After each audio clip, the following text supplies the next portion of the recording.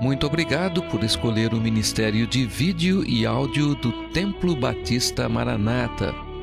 Depois de ouvir esta mensagem, visite o nosso site www.tbm.org.br.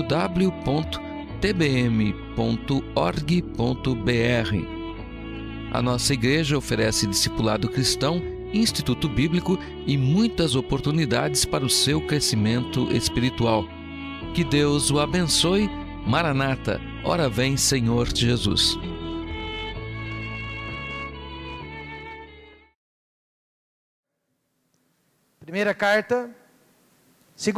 Segunda carta a Timóteo, capítulo 3. O versículo 1 diz: Sabe, porém, isto, que nos últimos dias sobrevirão tempos trabalhosos. Quantos de vocês acreditam que nós realmente estamos vivendo os últimos dias? Os últimos tempos. Meu pai, 76 anos de idade, me diz que ele nunca viu dias piores, nunca viu dias mais difíceis. Nós temos outros homens aqui da igreja, com a mesma idade de meu pai, o irmão Lauro, por exemplo, que já foi militar por muitos e muitos anos, e ele diz a mesma coisa: nunca viu dias mais difíceis, nunca viu dias piores. Há uma explicação para tudo isso que está acontecendo ao nosso redor, debaixo do nosso nariz. A expressão últimos dias surgiu aqui no Novo Testamento. Ela não apareceu no Velho Testamento, mas apenas no Novo Testamento, e se refere aos dias que antecedem a volta de Jesus Cristo. Portanto, nós podemos ter absoluta certeza que Jesus Cristo está voltando. Ele está mais próximo do que imaginamos. Paulo deixa bem claro que esses serão os piores dias da história da humanidade. Por incrível que pareça, há religiões no mundo que ensinam que o mundo está melhorando e que vai continuar melhorando antes da volta de Cristo. Mas a realidade é outra, além dos ensinamentos bíblicos serem outros. Jesus disse em Marcos 13, verso 8, porque se levantará nação contra nação, e reino contra reino, e haverá terremotos em diversos lugares, e haverá fomes e tribulações. Também em outra passagem, Jesus fala de pestes, fala de doenças, e estas coisas são os princípios das dores. Nós estamos apenas no início de tudo que ainda há de acontecer em nossa civilização, em nosso mundo. Apesar do avanço científico, apesar do avanço tecnológico, a raça humana está regredindo ao tempo dos bárbaros. Nunca se matou tanto, nunca se roubou tanto, nunca se prostituiu tanto. E se não fossem os antibióticos e antivirais, o nosso mundo já estaria dizimado. As gerações dos nossos avós, as gerações de nossos pais, foram muito mais honestas e muito mais puras que a nossa geração e a geração de nossos filhos. Parece que chegamos em um beco sem saída, de onde não há retorno. Sabe, a nossa única esperança nesses dias é a igreja de Jesus Cristo na terra e depois disso a volta de Cristo. Recentemente o nosso país assistiu à CPI da Petrobras, a maior estatal do Brasil.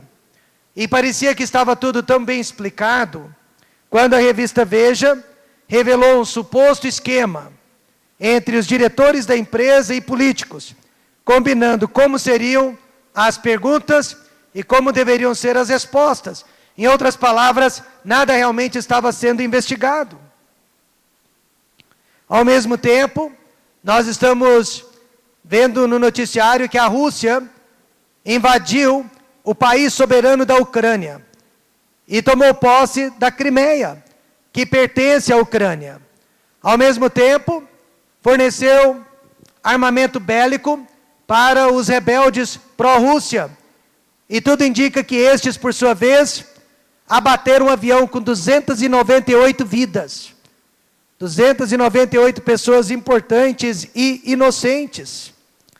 Agora mesmo Israel está travando uma guerra sangrenta com os palestinos, por causa do grupo terrorista Hamas, e mais de 1.400 pessoas, dentre mulheres e crianças, já morreram. Parece que está tudo dominado. Parece que não há mais esperança. Mas, irmãos, enquanto Cristo não volta, e nós ainda estamos aqui, devemos pregar o Evangelho e fazer a diferença neste mundo. Mas como? Olhando para cima e não olhando para baixo. Hebreus 13:14 diz, porque não temos aqui cidade permanente. Eu não sei quanto a você, mas eu não planejo viver neste mundo por muito tempo. Eu não planejo morar neste mundo. A Bíblia me diz que nenhum de nós tem uma cidade, tem uma morada permanente neste mundo, mas nós buscamos a futura que é eterna e que não faz parte deste mundo. Neste mundo, ou nós fazemos parte da solução, ou nós fazemos parte do problema. De qual lado você está? Ou melhor dizendo, que tipo de homem, que tipo de pessoa é você? Paulo diz no versículo 2, porque haverá homens amantes de si mesmos, avarentos, presunçosos, soberbos, blasfemos, desobedientes a pais e mães, ingratos, profanos, sem afeto natural, irreconciliáveis, caluniadores, incontinentes, cruéis, sem amor para com os bons, traidores, obstinados, orgulhosos, mais amigos dos deleites do que amigos de Deus, tendo a aparência de piedade, mas negando a eficácia dela. Destes, afasta-te. Paulo nos fornece aqui 3 ensinamentos sobre os homens nos últimos dias. Como eles são, como eles pensam e aonde chegarão.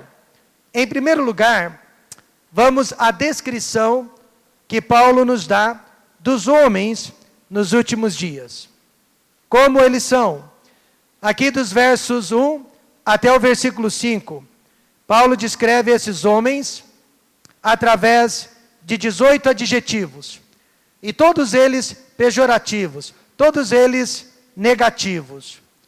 E ele não estava se referindo aos homens de seus dias, não, aos seus conterrâneos, mas sim à raça humana no tempo da volta de Cristo. Como que nós seríamos?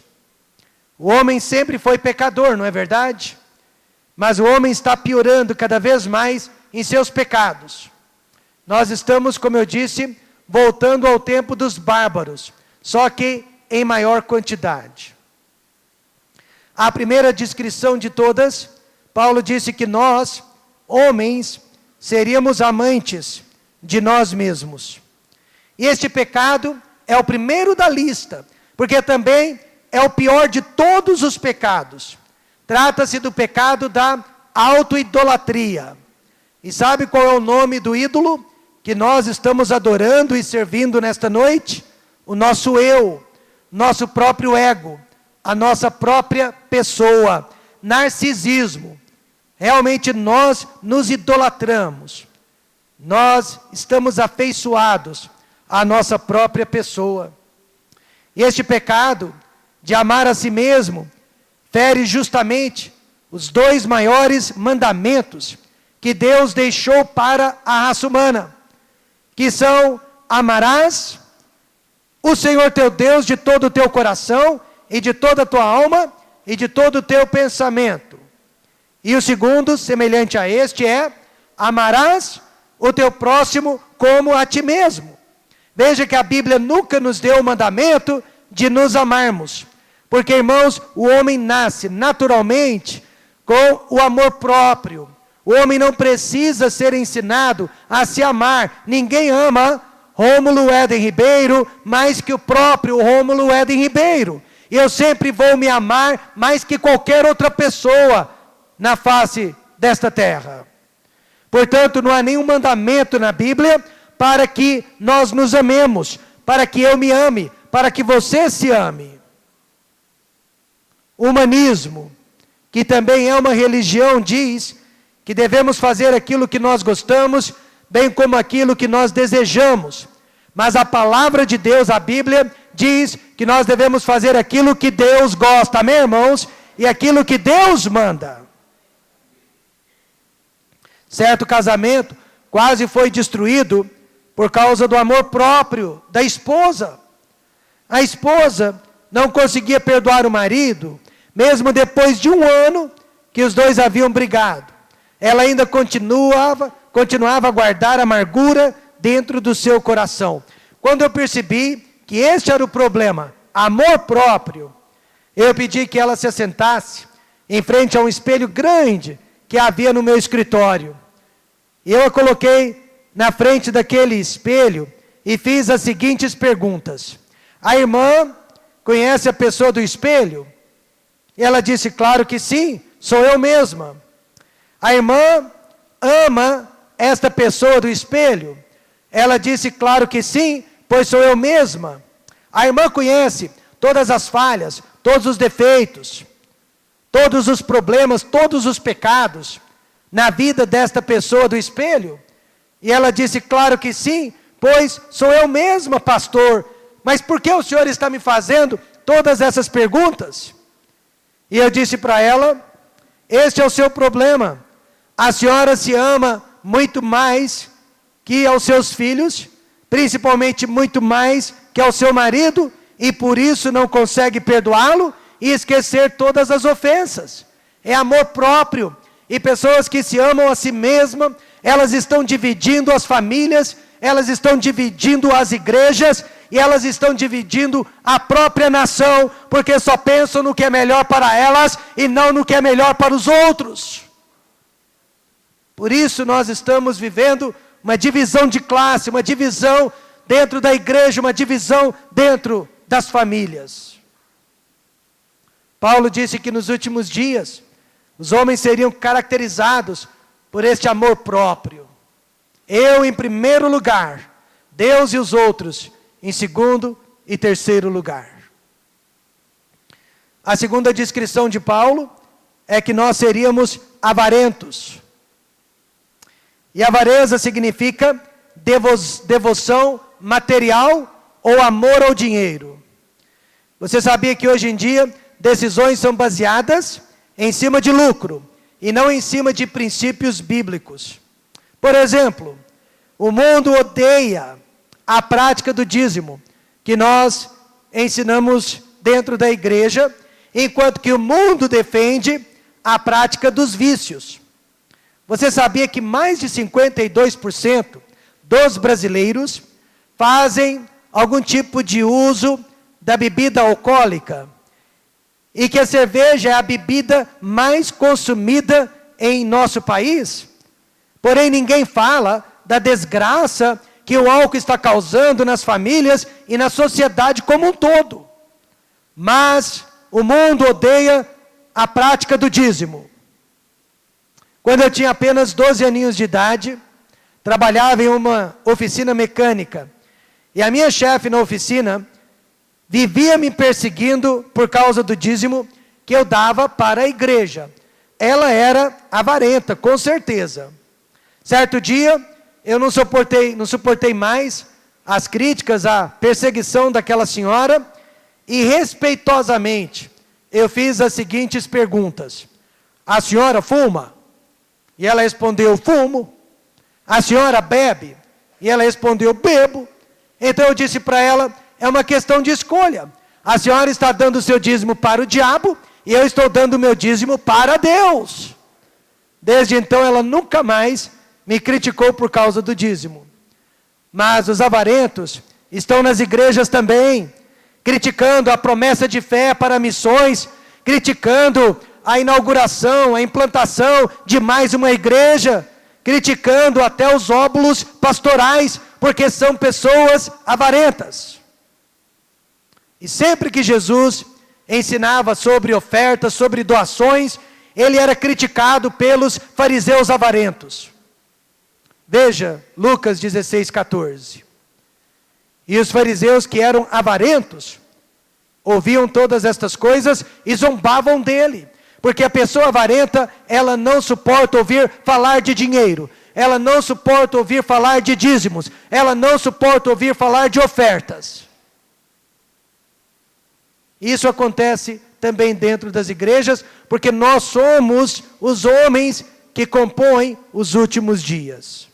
Portanto, amor próprio e avareza são sinais dos últimos tempos. Terceiro, presunçosos. E aqui no contexto de 2 Timóteo 3, presunção é tomar o lugar de Deus e achar que sabemos mais do que Deus. Achar que sabemos mais que a Bíblia. Achar que nós estamos certos, a ciência está certa, enquanto que a Bíblia está errada. Isso é presunção. E certo homem me disse: pastor, o inferno é aqui mesmo na terra. Eu disse para ele: presunção sua, porque a palavra de Deus diz que o inferno vem após a morte. Outro homem me disse: pastor, nós não precisamos da igreja para adorar a Deus e para servir a Deus. E eu disse para ele: presunção sua, porque a palavra de Deus diz: não deixando a nossa congregação, como é costume de alguns. Amém, irmãos? E Jesus também disse: onde estiverem 2 ou 3 reunidos em meu nome, ali eu estarei entre eles. Jesus está aqui, nós estamos aqui, nós precisamos deste lugar para louvar e servir a Deus. Mas a presunção humana diz: eu não preciso, porque acham que sabem mais do que Deus, são mais sábios do que Deus. Temos lidado com muita presunção nos últimos tempos. Se você fosse pastor e fizesse visitas pastorais e conhecesse as pessoas como nós conhecemos, você estaria lidando com presunção o tempo todo. Pessoas que acham que são donas da verdade. Eu não sou dono da verdade, você não é dono da verdade, Deus é o dono da verdade. Em quarto lugar, blasfemos. E existem 2 tipos de blasfemadores: aqueles que falam palavrões e aqueles que criticam pelas costas. Você viu na abertura da Copa recentemente, o mundo ficou estarrecido com os palavrões que os brasileiros proferiram contra a pessoa da presidente do nosso país. Parecia que a multidão estava endemoniada, e estava, proferindo palavras profanas de tudo quanto é jeito. Infelizmente, esses palavrões, que alguns de nós ouvimos pela televisão naquele dia, são palavrões do cotidiano das pessoas, são palavrões que fazem parte de muitos lares, até que se chamam de cristãos. Certa vez um pastor e um diácono, na hora da raiva, proferiram palavrões, mostrando que havia dentro de seus corações, e como que eles eram fora da igreja. Claro que eles perderam os cargos, porque Deus não tolera o homem profano. Se você é habitado pelo Espírito Santo, eu acredito que na hora de um palavrão, o Espírito Santo foge. Amém, irmãos? Pastor, como que o senhor sabe disso? Porque a palavra de Deus me diz: e para fazer diferença entre o santo e o profano, e entre o imundo e o limpo. Ou você é santo, ou você é profano, ou você é limpo, ou você é imundo, mas você não pode ser as duas coisas. Por isso que dos lábios de um homem de Deus não sai palavra feia. Dos lábios de um homem de Deus não sai palavrão. E além disso, a crítica também é uma forma de profanidade. Falar mal das pessoas, criticar as pessoas pelas costas, causar divisão entre as pessoas. E ninguém, mas ninguém mesmo foi mais criticado que o próprio apóstolo Paulo.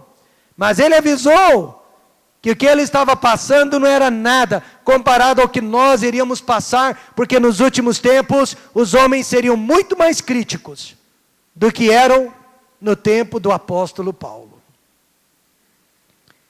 Em quinto lugar, Paulo disse que nós seríamos desobedientes a pais e mães. Muitos pais estão aqui nesta noite investindo na educação acadêmica de seus filhos, investindo na saúde de seus filhos, mas se esquecendo de investir na obediência de seus filhos.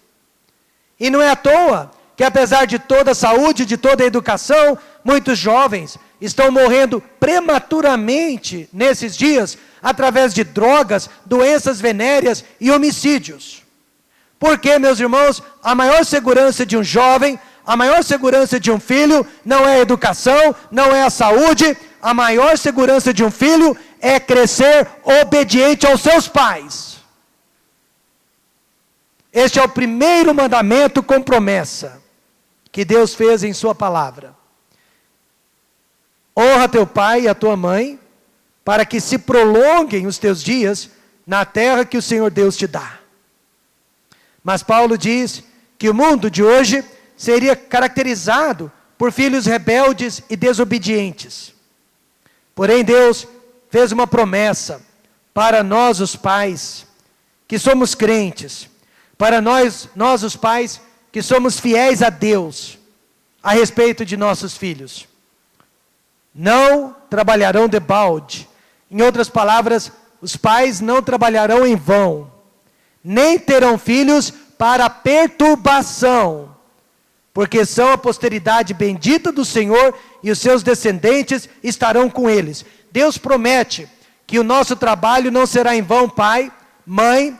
Deus promete que Ele não vai nos dar filhos de perturbação. Por quê? Porque os nossos filhos são descendência de Deus, amém, irmãos? E os nossos filhos foram colocados continuamente na presença de Deus. Eu estava em uma igreja com mais de 2.000 pessoas. E antes da minha fala, um jovem com aparência drogada, eu diria até endemoniada, subiu na plataforma, pegando todo mundo de surpresa. E ele se colocou atrás do púlpito. E ninguém na igreja fez nada. Ninguém na igreja falava nada. E ele ocupou o púlpito, olhando para aquela multidão de pessoas, 2.000, e ele começou a gritar do púlpito, freneticamente, pelo seu pai.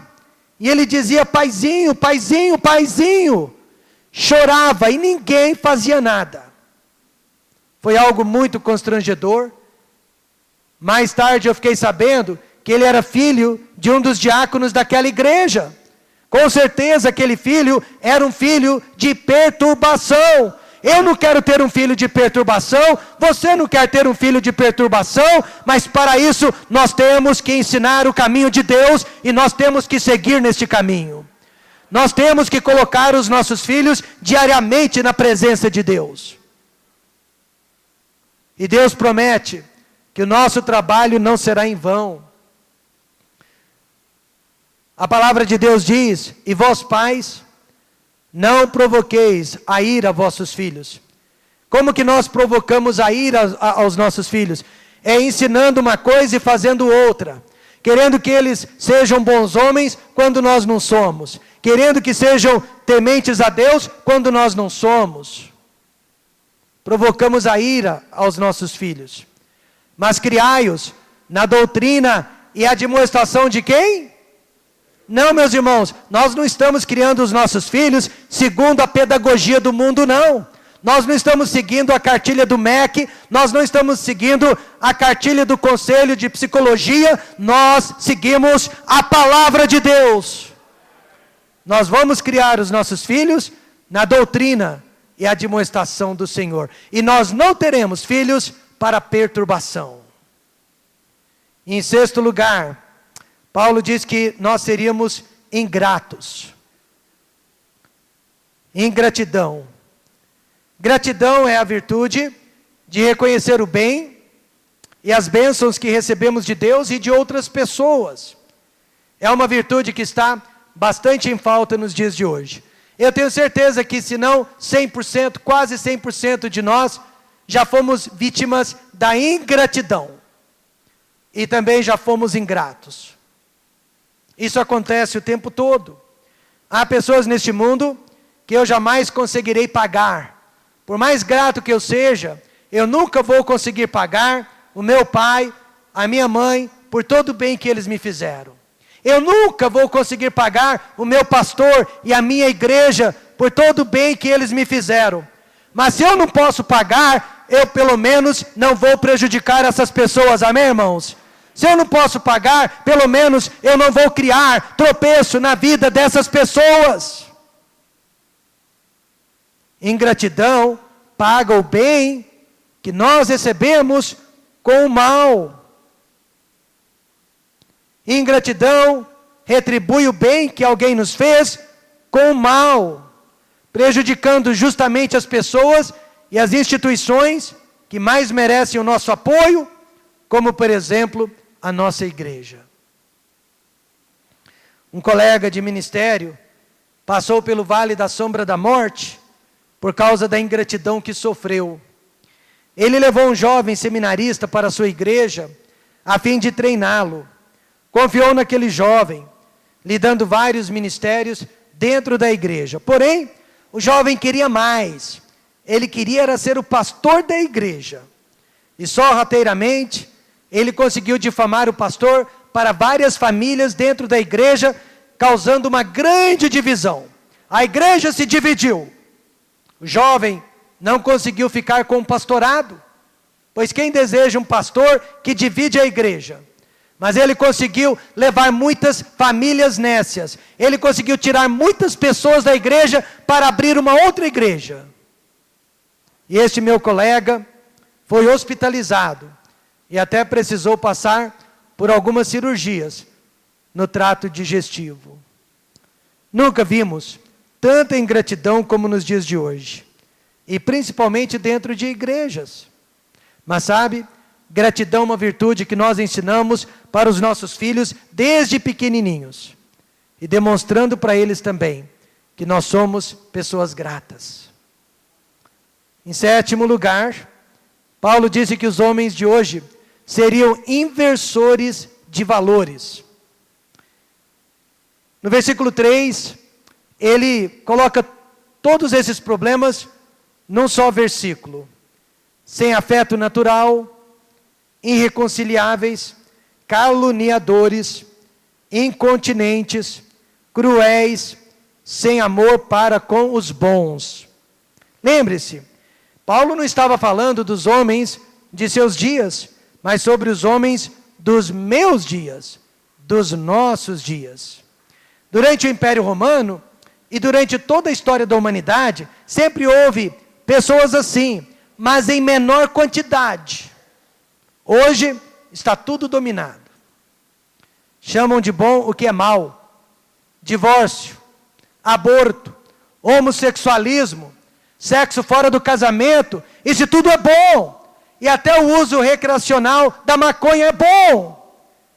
Nem parece, irmãos, o mundo em que nós vivíamos há cerca de 20 anos.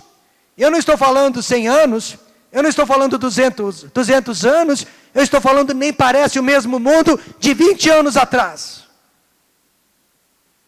Não faz tanto tempo assim que essas coisas eram más. Agora elas são boas. Agora elas são necessárias. Mas Deus tem um recado para os homens que estão invertendo os valores. Os homens que estão invertendo o bom em errado e o errado em bom. Isaías 5:20, ele manda o recado. Ai é uma expressão de julgamento dos que ao mal chamam bem e ao bem mal, que fazem das trevas luz e da luz trevas, fazem do amargo doce e do doce amargo. Para Deus o que é trevas, o que é amargo, e não adianta querer mudar. Não há muito tempo atrás, uma escola confessional do nosso estado expulsou 2 alunas que estavam praticando o homossexualismo dentro da escola, contrariando os princípios da palavra de Deus, as regras pré-estabelecidas da escola. Mas a OAB do nosso estado caiu matando em cima da escola e defendendo os direitos das alunas. Mas não o direito da escola de ser cristã, não o direito da escola de ser bíblica, não o direito da escola de ser religiosa e de praticar regras pré-estabelecidas. Pior ainda, foi quando um juiz de plantão mandou arrombar a porta de uma igreja batista que se recusava a fazer o casamento de um casal que já havia aprontado de tudo antes do casamento, contrariando os ensinamentos daquela igreja. Claro que este juiz foi inconstitucional, pois nós ainda temos liberdade de fé e religião neste país, ou não temos? É o fim do mundo, é o final dos tempos. E eu não estou desanimado, não, eu estou animado porque Jesus Cristo está à porta. Eu estou animado porque o arrebatamento vem.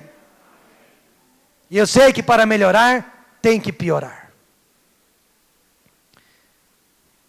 Paulo também fala que nos últimos dias, nós seríamos mais amigos dos prazeres que amigos de Deus. Mais amigos dos deleites. Deleite é tudo aquilo que alimenta a nossa carne, lícita e ilicitamente. Desde um suco natural da uva até uma taça de vinho tinto.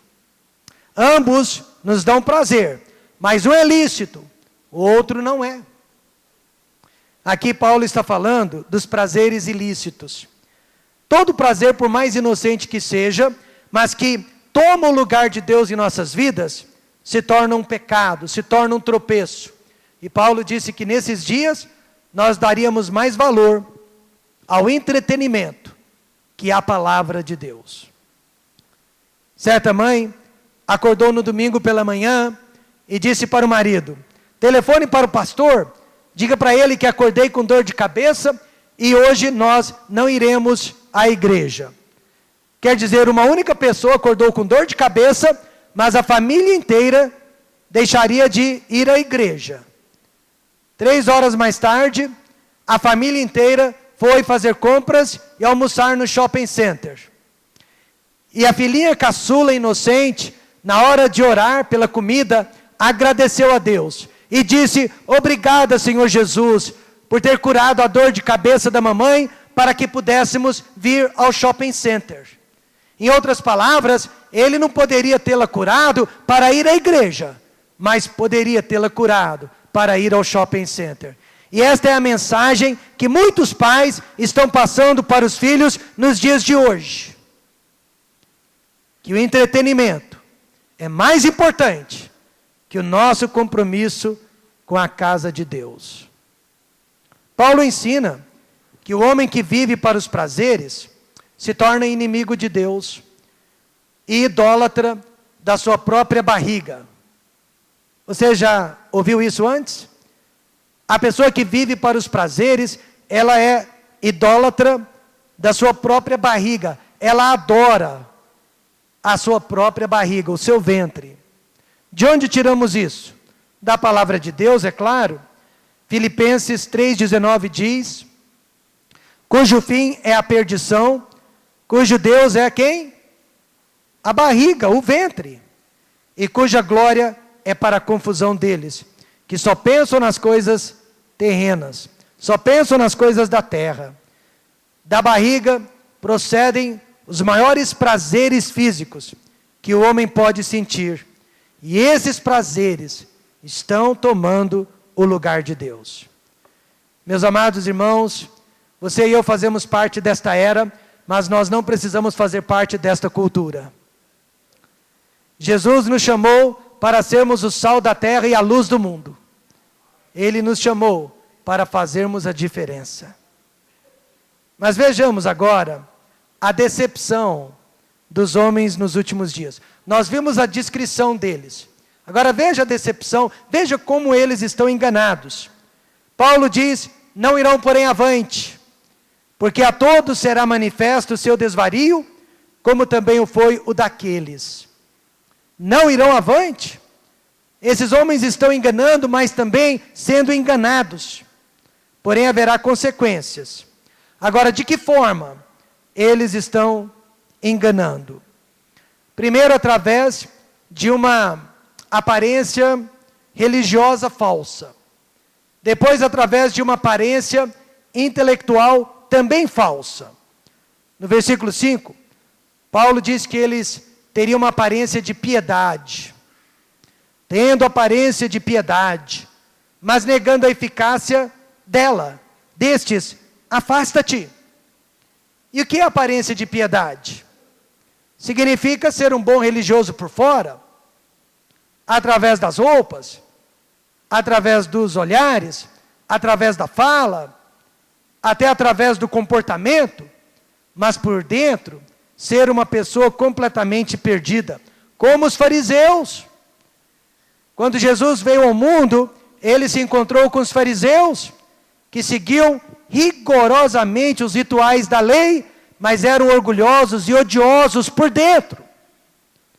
E é incrível que Jesus, ele tinha comunhão com os publicanos, com as meretrizes e com os pecadores, mas ele não tinha comunhão com os fariseus. Ele se afastou dos fariseus, que era a classe piedosa daqueles dias. Mas era uma aparência de piedade falsa.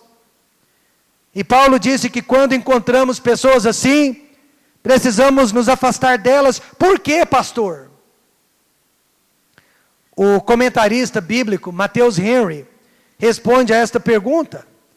Ele disse: 2 traidores dentro do reino de Deus podem causar mais estragos que 2.000 inimigos que estão do lado de fora. Quando eu tinha 16 anos de idade, meu pastor me pediu que ajudasse um jovem de 24, 25 anos, que tinha acabado de entrar em nossa igreja. Ele viera de uma outra cidade, de uma outra igreja. Ele orava, ele cantava, ele visitava, ele evangelizava. Ele parecia um pastorzinho, ele parecia um homem de Deus. Depois de um ano, que nós éramos bastante amigos, havíamos feito uma boa e forte amizade, aquele rapaz tentou, devagar, me colocar contra os pastores da minha igreja. Ele começou a criticar o pastor Jaime, ele começou a criticar o pastor Daniel, que eram os meus pastores. Mas pela graça de Deus, eu fiz exatamente o que a palavra de Deus me diz, me afastei dele e depressa. Infelizmente, ele conseguiu se casar com uma das moças de nossa igreja, uma das moças mais preciosas. Nos primeiros meses, ele já estava batendo nela. E alguns anos mais tarde, nós descobrimos que ele praticava o homossexualismo. Mas ele era uma pessoa piedosa por fora. É como Paulo disse: não irão porém avante. Podem enganar, mas por pouco tempo. Porque a todos será manifesto o seu desvario. E não é só a aparência religiosa que engana, não. Mas a aparência intelectual também. Parece que eles conhecem a Bíblia. Parece que sabem tudo que a palavra de Deus ensina. Mas não se engane. Porque existem pessoas que estão sempre aprendendo, mas nunca podem chegar ao conhecimento da verdade. Porque não tem um coração sincero, amém, irmãos? Porque não tem um coração simples para com Deus. Como é possível aprender sempre, mas nunca chegar ao conhecimento da verdade? Isso é possível quando o pecado do orgulho nos domina, cega o nosso entendimento. Um casal amigo meu se formou da mesma universidade onde eu me formei. Eles tiveram as mesmas matérias, os mesmos professores. E quando eles se formaram, no mesmo ano que eu me formei, eles foram ajudar uma igreja na zona rural, afastada da cidade. E eles conseguiram dividir aquela igreja. Eles levaram a crítica, eles levaram muito tipo de contenção ou de desarmonia para dentro daquela igreja. Eles conseguiram colocar pessoas contra pessoas. E o próprio casal vivia brigando e tendo desavenças. Quando eu encontrei o pastor daquela igreja, ele me disse: Rômulo, eu estou decepcionado. Eu nunca esperava isso deste casal, que afinal de contas estudou numa das melhores universidades cristãs que existem. Mas eles estão me decepcionando. Aparência de conhecimento, né? mas nunca chegaram à verdade. Veja, Tiago 1,22 diz: e sede cumpridores da palavra e não somente ouvintes, enganando-vos com falsos discursos. Não adianta conhecer a Bíblia se você não está praticando a Bíblia, porque ninguém irá avante com falsos discursos. E em terceiro e último lugar, o destino desses homens. Você viu a descrição desses homens? Como eles serão? Eles serão da pior espécie. Amigos dos prazeres ao invés de Deus, blasfemos, amantes de si mesmos. Agora veja o destino deles. É só uma questão de tempo. E esses homens serão manifestados e isolados. Jesus disse: mas eu vos digo que de toda palavra ociosa que os homens disserem, hão de dar conta no dia do juízo. Serão manifestados.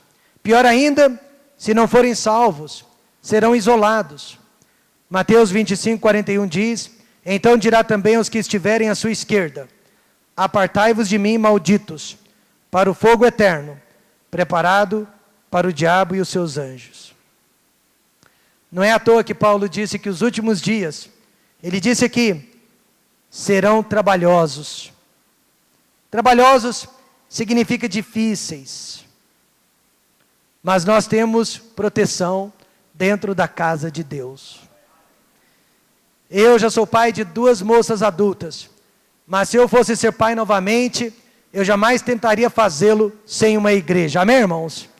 Sem um lugar onde se prega e se pratica a palavra de Deus.